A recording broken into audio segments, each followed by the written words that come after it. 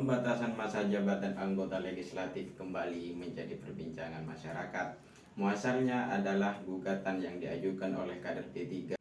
Dalam petitumnya, pemohon yang merupakan kader P3 ini meminta agar Mahkamah Konstitusi memberlakukan pembatasan periodisasi jabatan atas anggota legislatif, yang mana sampai sejauh ini belum dibatasi oleh yang namanya periodisasi, sehingga anggota legislatif yang saat ini menjabat dan sebelumnya sudah pernah menjabat bisa kembali menjabat untuk periode-periode selanjutnya tanpa ada batasan yang jelas.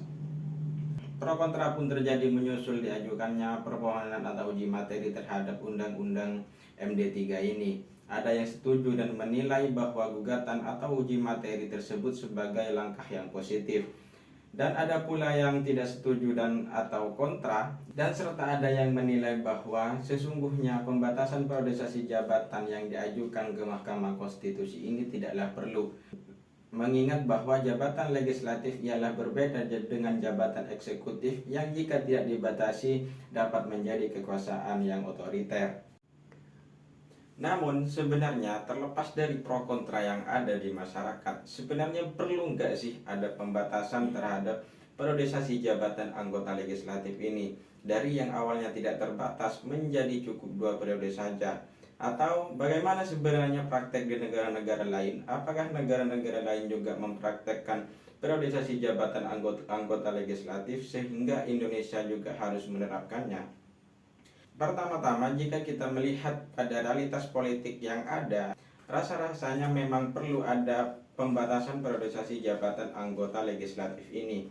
Yang mana karena tidak adanya pembatasan periodisasi jabatan anggota legislatif ini, selama ini jabatan anggota legislatif hanya berkutat pada satu sosok saja.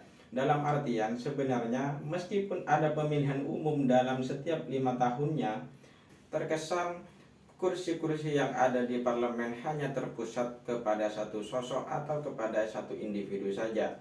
Ini jelas memperlihatkan bahwa ada proses politik yang tidak sehat, di mana parlemen yang seharusnya diisi oleh wajah-wajah baru dengan gagasan-gagasan barunya menjadi hanya dikuasai oleh orang-orang lama yang sebenarnya tidak memiliki gagasan-gagasan baru. Politik menunjukkan bahwa baik di tingkat daerah ataupun di tingkat nasional, banyak anggota-anggota legislatif yang sampai kini sudah berkuasa dari 20 tahun hingga sampai 37 tahun. Ini artinya ada sebagian anggota legislatif yang sudah menjabat sejak Orde Baru dan eksis hingga hari ini.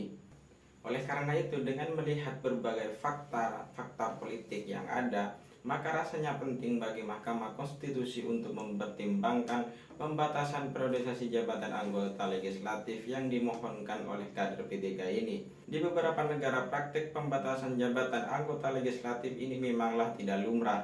Di Asia, terhitung hanya Filipina seorang yang menerapkan pembatasan jabatan anggota legislatif ini. Bahkan di benua Amerika juga hanya terhitung beberapa negara saja, mulai dari Bolivia, Ekuador, Costa Rica, dan Venezuela. Sementara Amerika Serikat sendiri dan beberapa negara-negara demokrasi besar lainnya yang demokrasinya kerap menjadi rujukan oleh beberapa negara dunia tidak menerapkan yang namanya pembatasan periodisasi jabatan anggota legislatif. Lantas bagaimana dengan Indonesia? Apakah dengan tidak lumrahnya penerapan pembatasan jabatan anggota legislatif ini kemudian Indonesia juga tidak perlu menerapkan? Barang tentu tidak. Indonesia memiliki kondisi dan konteks yang berbeda dengan kondisi yang ada di Amerika Serikat dan semacamnya. Oleh karena itu, Indonesia harus memikirkan apa yang sebenarnya dibutuhkan oleh hukum Indonesia. Jika memang diperlukan adanya pembatasan periodisasi jabatan anggota legislatif ini, maka dalam hal ini Indonesia tidak perlu melihat praktek-praktek di berbagai negara, karena harus disadari konteks sosial politik yang terjadi di berbagai negara ialah berbeda-beda. Kita harus mengingat prinsip lama bahwa penerapan demokrasi tidaklah bisa diterapkan sebebas-bebasnya, bahwa penerapan demokrasi haruslah diimbangi dengan penerapan hukum yang mapan, hukum yang kuat, dan hukum yang komprehensif. Ada sebuah pepatah yang mengatakan bahwa Demokrasi tanpa hukum adalah anarki, dan hukum tanpa demokrasi adalah tirani. Maka berangkat dari situ, maka sudah selayaknya bagi Indonesia untuk menerapkan yang namanya pembatasan periodisasi jabatan anggota legislatif. Hal ini penting untuk meneguhkan bahwa Indonesia adalah negara hukum yang berpegang teguh pada prinsip-prinsip konstitusionalisme atau pembatasan kekuasaan.